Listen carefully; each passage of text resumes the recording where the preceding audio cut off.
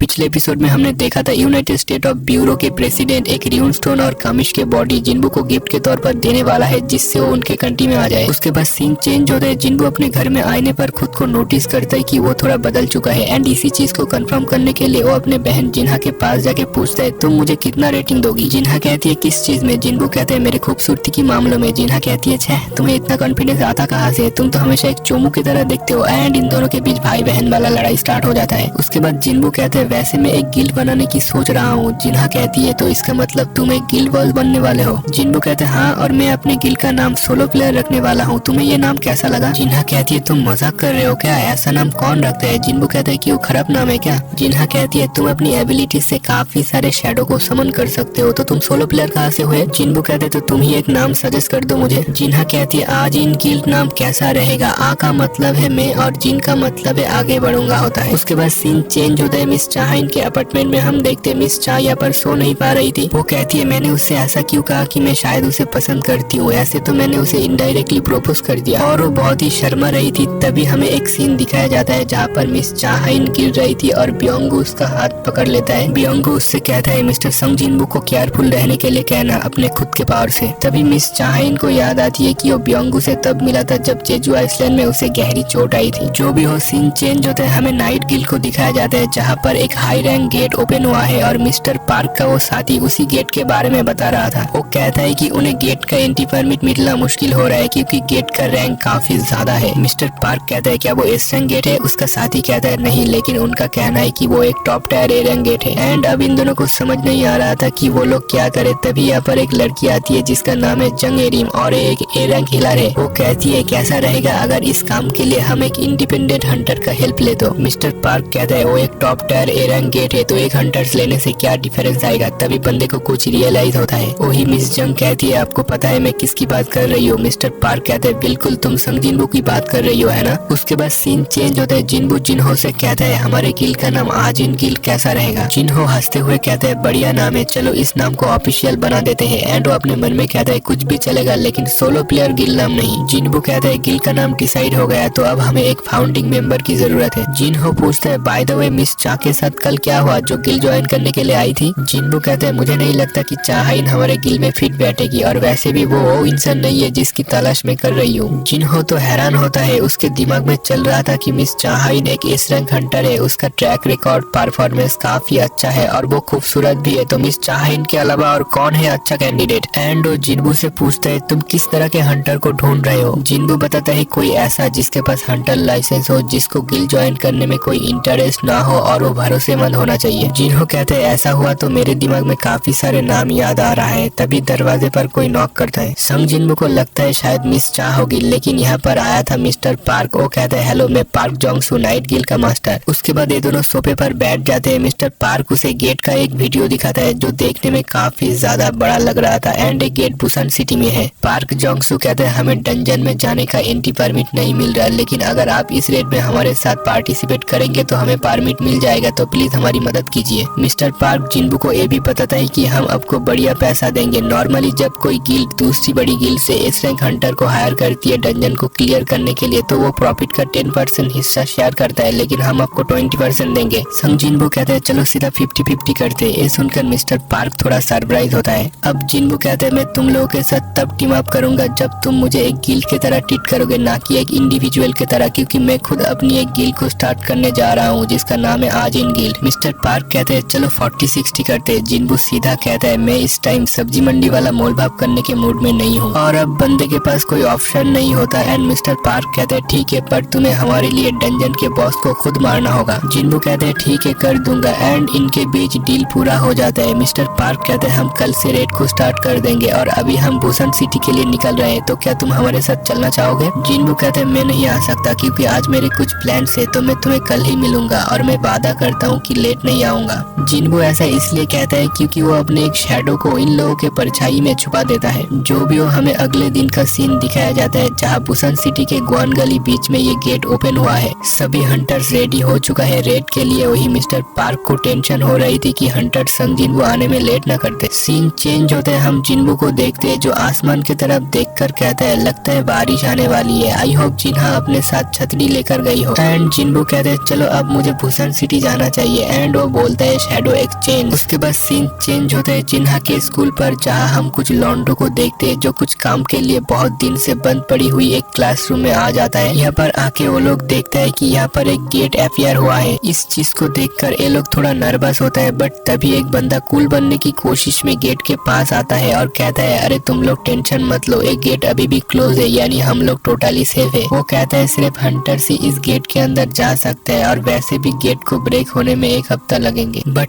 तभी अचानक dungeon get break हो जाता है और गेट के अंदर से एक मॉन्स्टर उस लड़की का सर पकड़ के कुचल देता है। अगले ही पल हम देखते हैं कि ये तीनों स्टूडेंट मर चुका है एंड फिर उस गेट के अंदर से वो मॉन्स्टर बाहर निकल के आता है और हमें नैरेटर के थ्रू बताया जाता है कुछ प्राणी जन्म से ही शिकारी होते हैं। वो ज्यादा समझदार नहीं होते पर उनका शिकार करने की ताकत इंसानों से कई ज्यादा है एंड शिकारी खून और मांस की गंध से उत्तेजित हो जाते हैं। फिर भी इन्होंने अपने इंसानों को खाने की इच्छा को दबाया हुआ है और ये जो मॉन्स्टर है इसका नाम है ऑर्क। तभी यहाँ पर काफी सारे ऑर्क्स आ जाते हैं एंड ये लोग हंटिंग के लिए निकल पड़ते हैं स्कूल के अंदर। वही हम बच्चों को देखते हैं जो इन ऑर्क को देखकर कुछ समझ पाते हैं, उससे पहले ही ये ऑर्क उन पर हमला कर देता है। उसके बाद सीन चेंज होता है, हम देखते हैं जिन्बू बुसन सिटी में आ चुका है एंड गेट के पास आके वो कहता है रियल लाइफ में ये गेट काफी बड़ा है। उसी के साथ जिन्बू के काफी सारे फैंस भी यहाँ पर आ जाते हैं, बट तभी मिस जंग आके उन सबको रोक देती है एंड वो जिन्बू से कहती है मेरा नाम है जंग एरी, मैं नाइट गिल्ड का इलाइट स्क्वाड की एक मेन हिलर हूँ, तो हम दोनों एक दूसरे से दोस्तों की तरह रहे तो कैसा रहेगा। एंड ये बंदी जिन्बू पर लाइन मारने की कोशिश कर रही थी। जिन्बू मिस्टर पार्क से कहता है क्या तुमने इन सबको अभी तक नहीं बताया। मिस्टर पार्क कहता है कोई नहीं, अब बता देता हूँ एंड वो सबसे कहता है इस रेड को आज मैं लीड करूंगा। उसके बाद सभी हंटर्स गेट के अंदर जा रहा होता है। वही सीन चेंज होता है हंटर एसोसिएशन पर, जहाँ एक स्टाफ को किसी स्टूडेंट का कॉल आता है। वो कहती है मैं आपका क्या हेल्प कर सकती हूँ। तभी वो स्टूडेंट डरे हुए कहती है मैं अभी स्कूल पर हूँ और यहाँ पर बहुत सारे मॉन्स्टर आ चुका है। इसे सुनकर ये जो स्टाफ है बहुत ही शॉक्ड होती है और वो मन में सोचती है क्या कोई डंजन ब्रेक तो नहीं हुआ है। अब ये स्टाफ लड़की पूछती है तुम अभी बात कहाँ से कर रही हो। स्टूडेंट लड़की कहती है मैं अभी स्कूल के बाथरूम में छुपी हुई हूँ और वो काफी ज्यादा रो रही थी। वो कहती है मैं अपने दोस्त के साथ थी पर उन्हें मॉन्स्टर ने मार दिया। ये स्टाफ लड़की कहती है वहाँ पर आसपास कितने मॉन्स्टर है। स्टूडेंट लड़की कहती है मुझे नहीं पता, मुझे सिर्फ बहुत सारे चीखें सुनाई दे रही थी, क्या मैं मरने वाली हूँ। इस पर स्टाफ लड़की चिल्ला के कहती है शांत हो जाओ और ध्यान से सुनो, हंटर्स तुम्हें बचाने के लिए आ रहा है तो तुम्हें कुछ नहीं होगा। एंड अब वो उस लड़की से पूछती है क्या तुम बता सकती हो वो मॉन्स्टर कैसा दिखता है। स्टूडेंट लड़की बताती है उनका जो शरीर है वो इंसानों की तरह है लेकिन उनका शक्ल बहुत ही बुरा है और उनका स्क्रीन ग्रीन कलर का है। इसे सुनकर स्टाफ लड़की समझ जाती है एंड वो शॉक होके कहती है क्या उन्हें ऑर्क्स कहते हैं। स्टूडेंट लड़की कहते हैं हाँ आई थिंक उन्हें यही कहते हैं। और वहीं पर हम देखते कि एक ऑर्क उस बच्ची की तरफ आगे बढ़ रहा था। स्टाफ लड़की कहती है जल्दी से जल्दी वहाँ से निकलो क्योंकि ऑर्क्स तुम्हारा स्मेल को सूंघ सकता है, बट कोई फायदा नहीं क्योंकि उससे पहले ही उस लड़की को मार दिया जाता है। इसके बाद हम बाकी बच्चे को देखते जो काफी डरा हुआ था एंड काफी सारे स्टूडेंट को बहुत ही बेरहमी से मारा गया है। बहुत सारे स्टूडेंट स्कूल से भाग चुका है लेकिन अभी भी कुछ अंदर फंसे हुए हैं। वही हम स्कूल के अंदर देखते जहाँ जिन्हा की क्लासमेट के बच्चे क्लासरूम के अंदर गेट बंद करके छुपा हुआ है। बट तभी अचानक रूम के गेट को तोड़कर और यहाँ पर आ जाता है। एक लड़का डर के मारे भागने की कोशिश कर रहा था लेकिन उसके सामने भी एक ऑर्क आ जाता है जो उसे 2 हिस्सों में काट डालता है। यह 2 ऑर्क और भी आया है जिनमें से एक कहता है चिप यह एक ताकतवर इंसान है, मैं उसकी माना को सेंस कर पा रही हूँ। वो ऑर्क कहता है तो फिर पहले उसे ही खत्म करो। एंड यहाँ पर वो इंसान सॉन्गी भी हो सकती है जो एक ई रैंक हंटर है, या नहीं तो जिन्हा भी हो सकती है, लेकिन जिन्हा तो अभी अपने भाई जिन्बू को याद कर रही थी। उसी के साथ ये एपिसोड यहीं पर ही खत्म हो जाता है। अगर एक्सप्लेनेशन देखते देखते यहाँ तक पहुँच चुके तो लाइक शेयर सब्सक्राइब कर देना। और अगर एनिमे रिलेटेड कुछ भी सवाल आपको मुझसे पूछना है तो आप लोग मुझे DM कर सकते हो। इंस्टा में लिंक आपको डिस्क्रिप्शन में मिल जाएगा।